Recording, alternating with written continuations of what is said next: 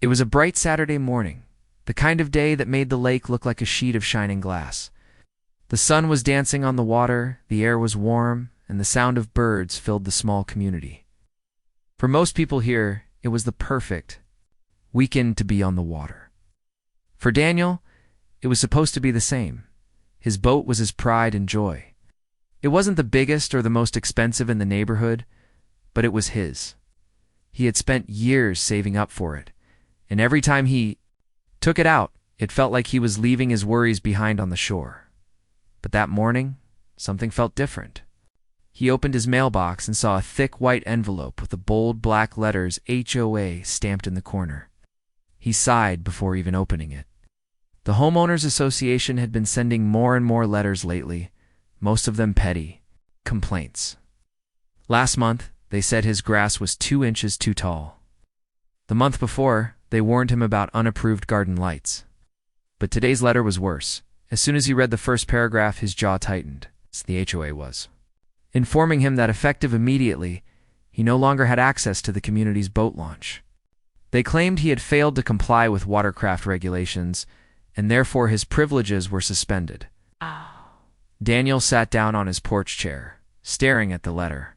The words felt like a slap in the face. He knew exactly what this meant without boat launch access. He couldn't get his boat onto the lake. And without the lake, what was the point of even having the boat? His mind spun through questions. What regulations? What rule had he supposedly broken? He read the letter again, slower this time. It didn't list any specific incident. It didn't mention any date or evidence. It was just a vague statement. That was the first red flag. The second was the smug tone, almost as if they thought he wouldn't dare challenge them. Daniel wasn't the type to explode in anger. He was patient, observant, but this was different. This wasn't about a patch of grass or a string of lights. This was about something he loved, something he had earned through years of hard work. He decided to go straight to the source. That afternoon, he walked into the HOA office. It was a small, stuffy room inside the community center. Behind the desk sat Marjorie, the HOA president. She was the kind of woman who could smile at you while telling you she'd just fined you $200. Her hair was perfectly styled, her nails were sharp, her voice was sweet but only on the surface. "Daniel," she said, glancing up from her paperwork, "what brings you here?" "I got your letter," he said, holding it out. "Says I no longer have boat access." Marjorie's smile didn't fade, but her eyes sharpened. Stated, "You have failed to comply with our regulations." "What regulations?" he pressed. She waved a manicured hand. "You know, the general safety requirements. We've had several concerns reported by who?" "I can't disclose that," she said lightly, as if she was talking about the weather. "But you understand, Daniel. We must maintain order and safety for all residents." Daniel felt his patience wearing thin. "So you can take away my access without telling me what I supposedly did wrong? It doesn't sound like order. That sounds like you just don't want me on the water." Her smile stiffened. "Rules are rules. If you don't like them, you're welcome to bring it up at the next HOA meeting." He knew what that meant. HOA meetings were nothing but a formality. They had their decisions made before anyone walked through the door. Residents could talk for 10 minutes, and then the board would vote. Always siding with themselves, Daniel walked out of the office, the letter still in his hand. He wasn't just angry, he felt insulted. But as he crossed the parking lot, he noticed something. Parked near the community dock were 3 boats belonging to HOA board members.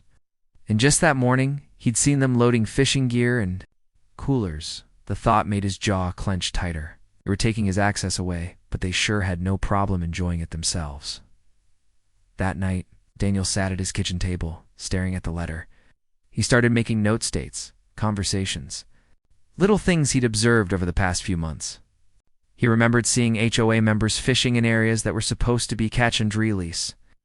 He remembered a time when they docked overnight, which was against their own rules.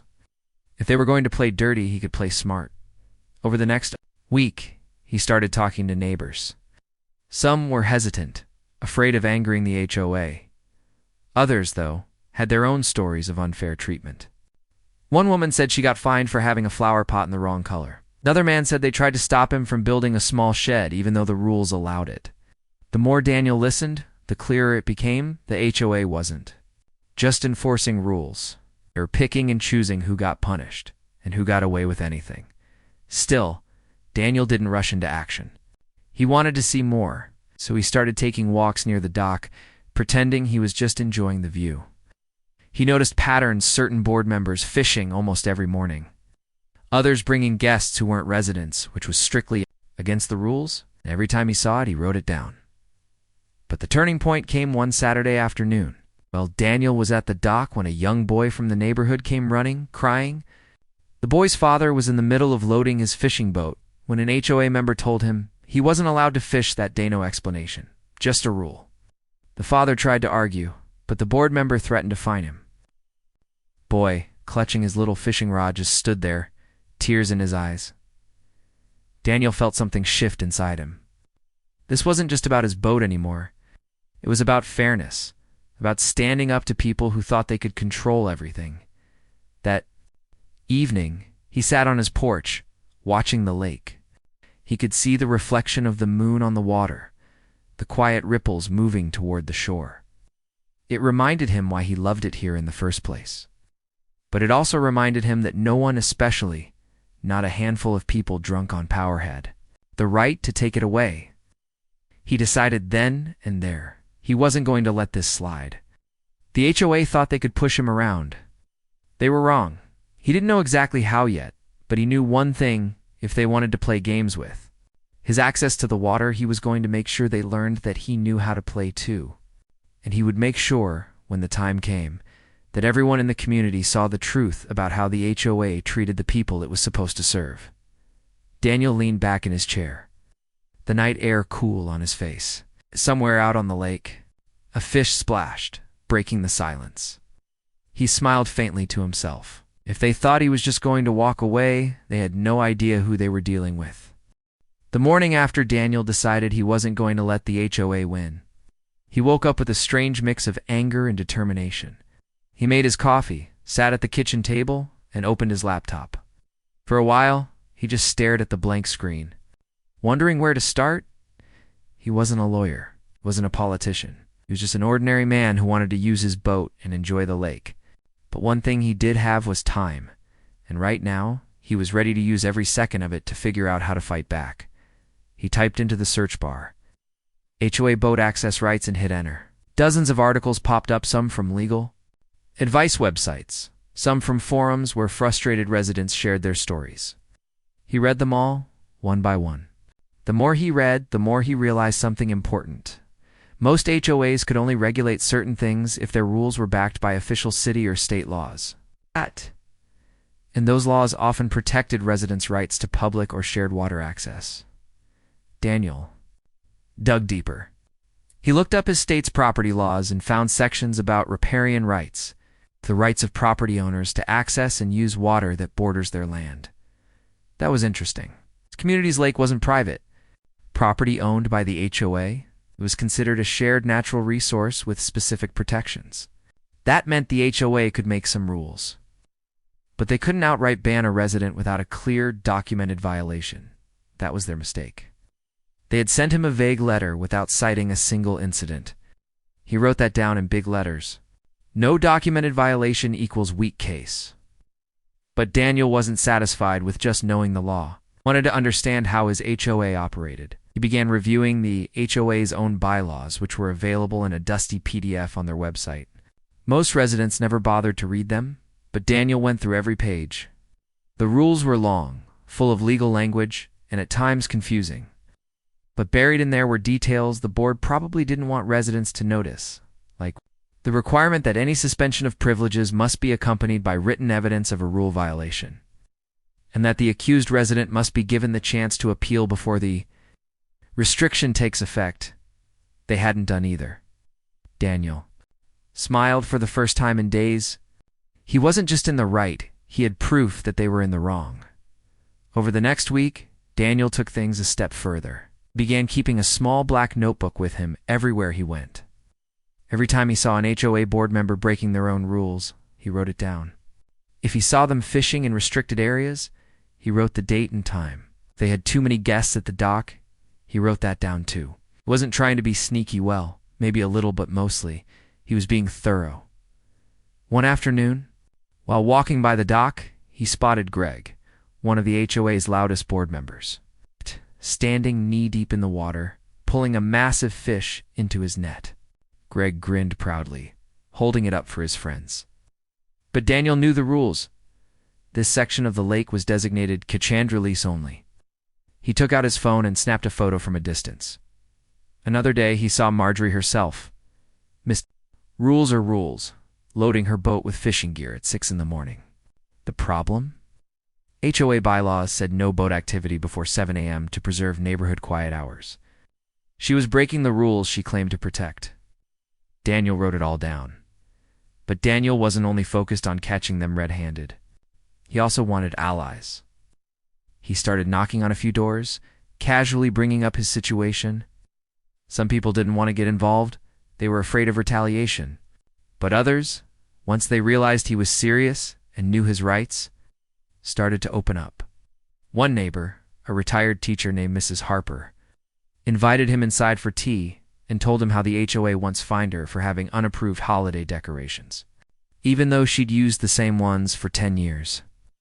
Another neighbor, Tom, said they had tried to make him move his small fishing shed even though it was on his own property. Daniel realized this wasn't just his fight. There was a quiet frustration running through the community. People were tired of the HOA acting like kings and queens of the neighborhood. They just didn't think they could do anything about it. That night, Daniel sat on his porch thinking. The HOA had power because most people didn't question them. They relied on fear and ignorance to keep control. But if people knew their rights, if they saw the hypocrisy with their own eyes, maybe things would change. The next step in his plan came unexpectedly. He was at the local hardware store, picking up some rope for a small repair on his dock, when he overheard two men talking about fishing licenses. One of them said something about HOA members stocking the lake without proper permits. Daniel's ears perked up. Stocking a lake without the right approvals could bring hefty fines from the state wildlife department. When he got home, he started researching. Sure enough, he found that any organized fish stocking in a public or shared waterway required approval from the state's Department of Natural Resources. He filed a public records request online and a few days later got his answer. The HOA had no active permit. He laughed to himself. They were threatening him over imaginary violations, yet here they were, breaking state law. Slowly, Daniel's notebook was filling with more than just petty rule breaking. He now had a growing list of serious violations that could get the HOA in real trouble, but Daniel didn't want to rush in, guns blazing.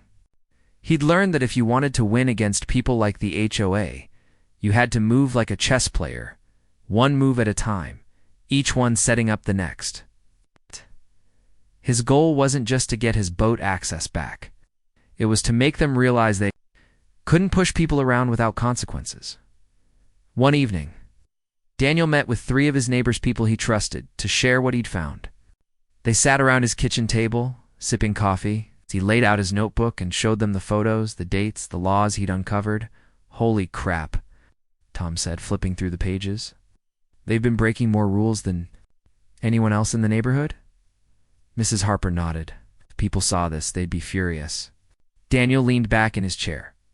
That's the idea. I'm not going to rush to show this to everyone. Not yet. But if they keep pushing me, I'll make sure this ends up in the right hands, maybe even the local paper.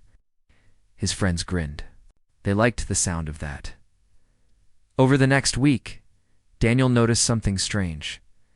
The HOA's tone toward him shifted slightly. Instead of constant threats, he got a reminder letter about community unity and open communication. It was vague, but it felt like they were testing the waters to see if he was willing to drop the issue.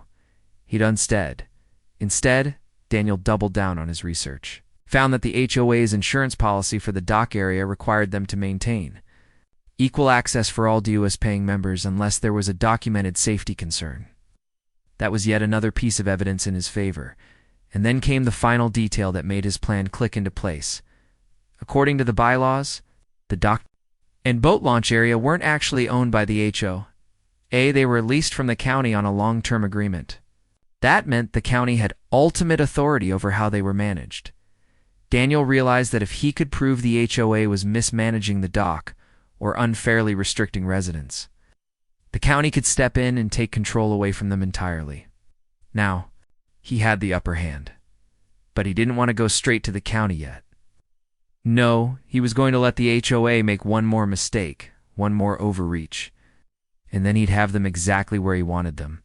Until then, he kept quiet, kept collecting evidence, and kept smiling politely whenever he passed Marjorie or the other board members. Inside, though, he was thinking about the day when they would have to answer for everything. Daniel wasn't a lawyer, wasn't a politician, but he had become something just as dangerous to a corrupt HOA. He had become informed, organized, and patient. And now, the people who thought they could bully him were unknowingly walking straight into his plan. Daniel had been patient long enough. He had his notebook filled with dates, times, and proof of the HOA's hypocrisy. He had photos of them breaking their own rules, records showing they lacked permits for their fish stocking, copies of county agreements proving they didn't actually own the dock. But he still needed to make his first real move, something small enough to not blow his entire hand yet, but sharp enough to make the board realize he wasn't backing down. The opportunity came on a warm Saturday morning. Daniel woke early, made his coffee, and decided to take a walk down to the lake. The air was still cool, and the water was calm. As he reached the dock, he saw two HOA board members, Greg and Marjorie Ann, loading fishing rods and coolers. They were clearly planning to spend the morning fishing. Daniel leaned against a post and watched them for a while. When Greg spotted him, he gave a smirk. "Still no boat access, huh?" he called out. Daniel smiled back. "Now," he said, calmly, as if the matter didn't bother him at all. Greg chuckled and went back to loading his gear. But Daniel's eyes had already picked out something important. They were unloading their stuff into a section of the dock that was supposed to be kept clear for loading and unloading, only no fishing allowed there according to their own signs. Daniel pulled out his phone, snapped a few photos, quietly walked away. Back at home, Daniel printed the photos and slid them into a folder labeled HOA violations. But this time, he didn't just keep it to himself. He printed a few extra copies, and under the cover of night, slipped them into the mailboxes of 3 other residents who had complained about the HOA before. No note, no explanation, just the photos. The next day, Daniel heard murmurs around the neighborhood. People were whispering about the board breaking the rules. Someone even mentioned that Marjorie was seen angrily talking to Greg near the community center. That made Daniel smile. The cracks were starting to show, but Daniel wanted to do more than just embarrass them. He wanted to make their fishing privileges as inconvenient as possible legally, so he started reading the local fishing regulations. In detail, he learned that anyone fishing from a dock on public access water had to have certain safety equipment nearby, like life rings and posted emergency numbers. The HOA's dock didn't have either.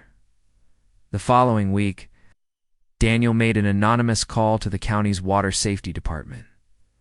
A polite inspector showed up 2 days later. Daniel didn't hang around, but later he heard from a neighbor that the inspector had written up the HOA for failing to meet safety standards.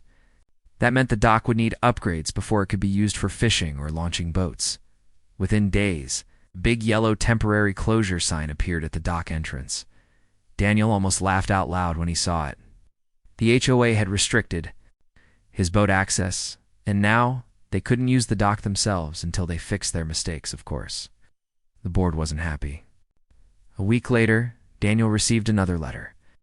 This one wasn't about his boat. It was a community reminder about the importance of supporting the HOA's efforts and avoiding actions that harm community enjoyment. Daniel read. Between the lines, they were fishing for a confession, hoping he'd admit he was behind the inspector's visit. He didn't take the bait. He simply filed the letter in his growing stack of HOA documents. But the dock closure had done more than frustrate the board. It had gotten people talking. Without easy fishing access, many residents started to realize how dependent they were on the HOA's control. Some even began to question why they were paying such high HOA fees when the amenities kept getting shut down. Daniel knew he couldn't stop there. He wanted the board to feel the same kind of helplessness they'd tried to force on him. When he remembered something from his earlier research, the HOA's lease agreement with the county for the dock included a clause that required them to submit monthly usage reports. If they failed to do so, the county had the right to suspend the lease. He wondered, were they actually keeping those reports? A quick public records request answered his question. In the past 6 months, the HOA had submitted exactly 2 reports, both incomplete. That was a direct violation of their lease terms. Daniel now had the perfect second strike. He made copies of the missing report evidence and mailed them anonymously. Against the county's Parks and Recreation office. 2 weeks later, a letter went out to all residents from the county, stating that due to administrative noncompliance by the HOA, the dock's lease was under review, and the county would temporarily oversee all lake access management. That letter spread through the neighborhood like wildfire. Some residents were furious at the HOA.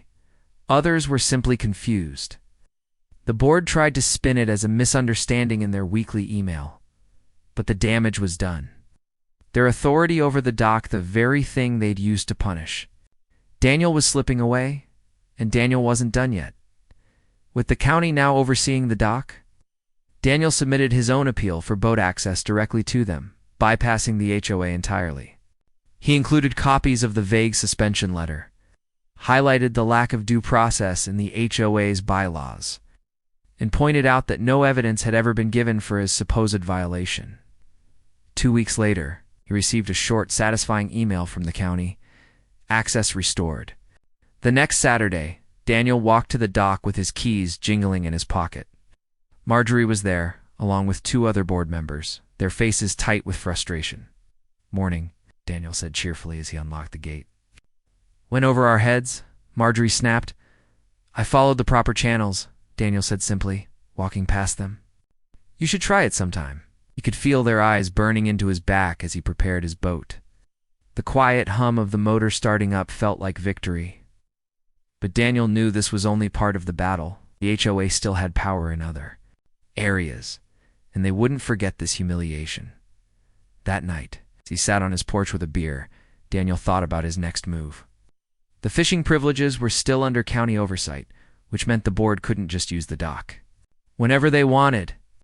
But he also knew they'd be looking for ways to retaliate, needed to stay one step ahead. So he kept doing what he'd been doing all along, watching, documenting, waiting. He noticed that despite the county's oversight, board members were still sneaking down to fish at odd hours. Sometimes they brought guests. Sometimes they ignored the catch and release zones. And every single time, Daniel wrote it down, his goal wasn't revenge for its own sake. It was balance. He wanted them to understand that the rules they so loved to enforce worked both ways.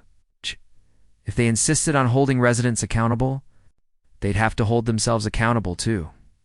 Weeks passed and the tension in the neighborhood grew thicker. People were openly talking about replacing some of the board members in the next election. The HOA's once confident emails now had a defensive tone, and Daniel, he just kept smiling, knowing he'd set in motion something much bigger than just getting his boat back. For the first time since this whole mess started, he felt in control, and he knew the board could feel it too.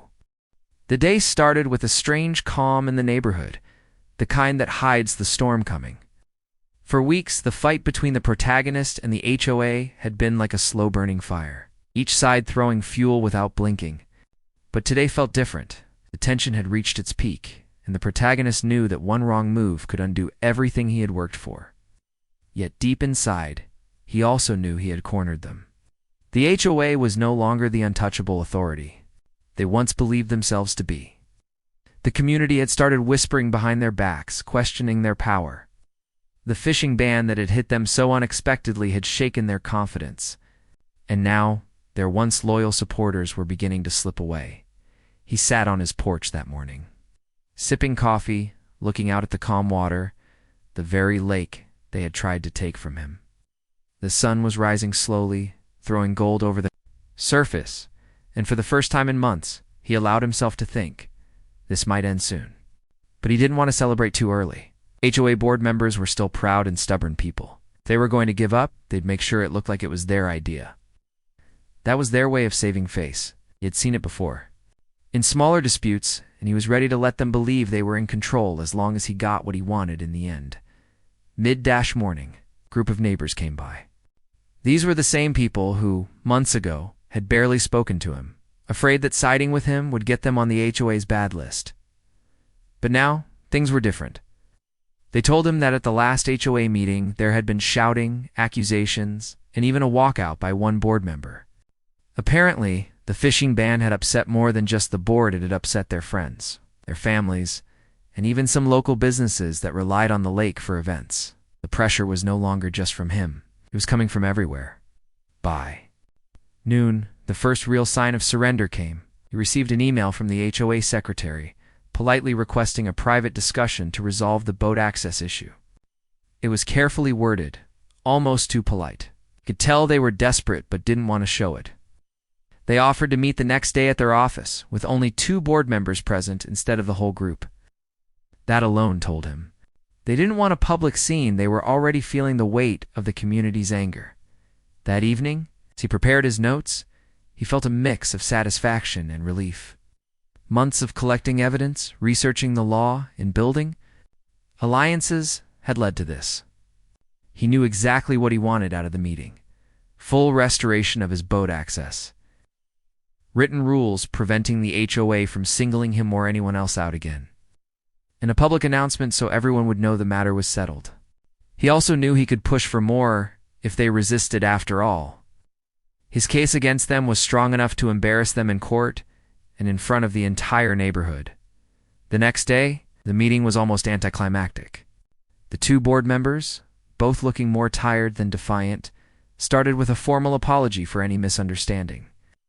He listened patiently, not reacting, letting them speak. Then he laid out his terms clearly, without raising his voice. They tried to negotiate small details. But when he reminded them of the evidence he had, their violations, double standards, the testimonies from neighbors, they quickly agreed. In less than an hour, it was over.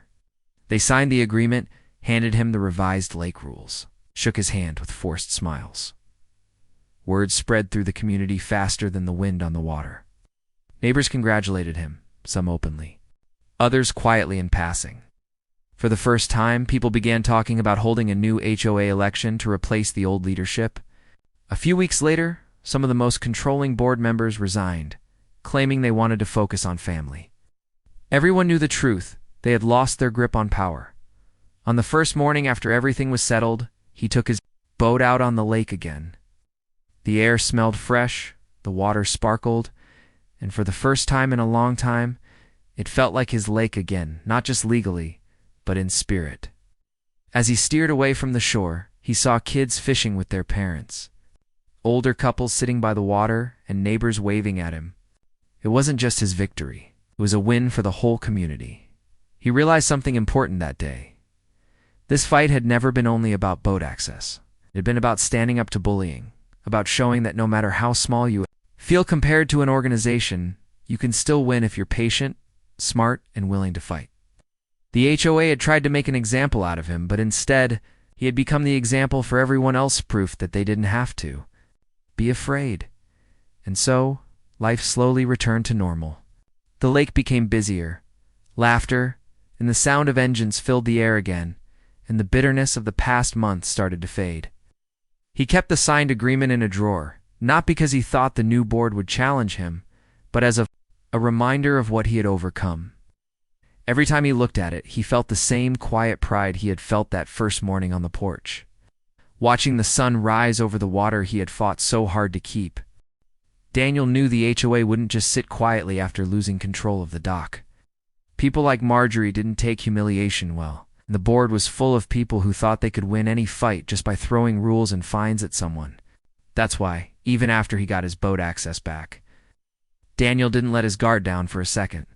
The first sign of their retaliation came on a Tuesday morning. Daniel was sipping his coffee when he heard the squeak of his mailbox. Inside was a crisp, white envelope with the HOA's logo. He opened it, expecting more vague warnings. This time, it was a notice of violation claiming his fence was too high and not in compliance with community standards. Daniel almost laughed. His fence had been there for years, and it was exactly the same height as his neighbor's fences. He knew it was within regulations. He had even measured it back when he first built it. This wasn't about a fence. This was about payback, instead of arguing right away. Daniel calmly took photos of his fence from every angle, along with measurements. Then, for good measure, he walked over to two of his neighbors' houses and measured their fences too, with their permission, of course. All of them were the same height. Daniel printed the photos and measurements, slid them into a folder, and filed them away. Wasn't going to fight this one immediately. He'd let them waste their time trying to make it stick before dropping. The proof in front of them. A week later, another letter came, this one accusing him of leaving unapproved items in his yard. He looked outside. The only thing in his yard was a neatly stacked pile of firewood, which was allowed according to the HOA's own guidelines. Again, he took photos and filed them away. By now, it was obvious. They were trying to hit him with a barrage of petty violations to wear him down, hoping he'd give up and stop challenging them. What they didn't realize was that Daniel was actually enjoying this game. Every false violation was just another piece of evidence showing how far they'd go to bully someone. Meanwhile, Daniel kept up his quiet campaign. He continued documenting every instance of the board breaking their own rules. Greg fishing outside of designated areas, Marjorie bringing non-residents to the dock, another board member storing a kayak in a spot marked no storage. Time. Daniel noted the date, time, and snapped a discreet photo. One Saturday afternoon, Daniel was walking past the dock when he saw something that made him stop in his tracks. A group of board members were hosting what looked like a private party on the dock tables, chairs, coolers, music. That was a major violation. The dock was for fishing and launching boats, not for private events. Daniel took several photos, making sure to get clear shots of their faces in the setup. Later that night, Daniel decided it was time to turn up the heat. He printed out some of the clearest photos he had, not all of them. It's just enough to make a point and mailed them, anonymously, to a handful of residents who had been vocal about their frustration with the HOA. Along with the photos, he included a simple typed note: the rules apply to everyone, or to no one. It didn't take long for the whispers to start. By the following week, Daniel heard that several residents had confronted the board in person, demanding explanations. The board tried to brush it off as special privileges for board members, which only made people angrier.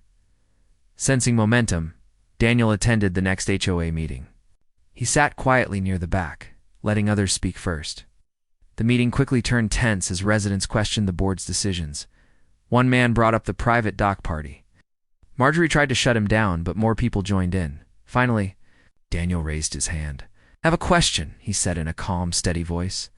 "If the HOA is supposed to enforce the rules fairly, how do you explain board members holding private events on the dock, fishing in restricted zones, and using the lake outside of approved hours?" The room went quiet. Oh. Marjorie's eyes narrowed. "Those are unverified claims," she said. Daniel smiled slightly. "I have photos and dates. And if you'd like, I can share them with everyone here." A few residents actually clapped. The board quickly moved to end the meeting, claiming they were out of time, but the damage was done. People had seen the board squirm that night. Daniel got a call from Tom, one of his neighbors. "Should have seen their faces when you said that," Tom said, laughing. "I think you've got them scared." "I'm not trying to scare them," Daniel said. "I just want them to follow the same rules they shove down everyone else's throat." But privately, he knew the board was scared that their control was slipping the very next day. Daniel received a letter inviting him to a private discussion with the board to resolve ongoing misunderstandings. He could almost see the desperation between the lines. But Daniel wasn't going to walk into a private meeting where they could twist his words. Instead, he replied in writing, saying that any discussion should take place in a public HOA meeting where all residents could hear. Weeks passed. The board kept trying small jabs, more petty violation notices, more vague reminders about community harmony, but Daniel kept collecting evidence and ignoring the bait. The more they tried to punish him, the more foolish they looked. And then, they made their biggest mistake yet. One Friday afternoon, Daniel found a bright red notice taped to his front door. It was an urgent order from the HOA, demanding that he remove his boat from the water immediately for safety concerns. No explanation, no evidence, just a demand. Daniel didn't even get angry. He laughed. Then he took the notice, scanned it into his computer, and attached it to an email addressed to both the County Parks Department and the state's Department of Natural Resources. In the email, he explained that the HOA was attempting to interfere with lawful access to a public waterway without cause, and that this was part of a pattern of harassment. The response was faster than he expected.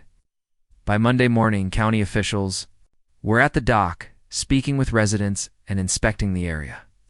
They made it clear to the HOA that they had no authority to remove Daniel's boat or anyone else's without documented safety. Violations approved by the county. Daniel watched from his porch as Marjorie stood by the dock, her arms crossed, her face flushed red. She was losing control, and she knew it. That evening, Daniel got an unexpected visit from Mrs. Harper, the retired teacher. She handed him a pie and said, "I don't know exactly what you're doing, but keep doing it. People are starting to see through them."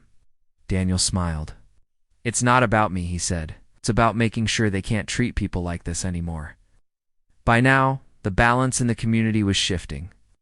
Residents who had been quiet before were starting to speak up. More people were showing up at meetings, asking questions, challenging the board's decisions. And Daniel? He was still patient, still collecting proof, but now he was thinking about the bigger picture, not just winning against the HOA, but making sure they couldn't pull the same tricks on anyone else in the future, the next election.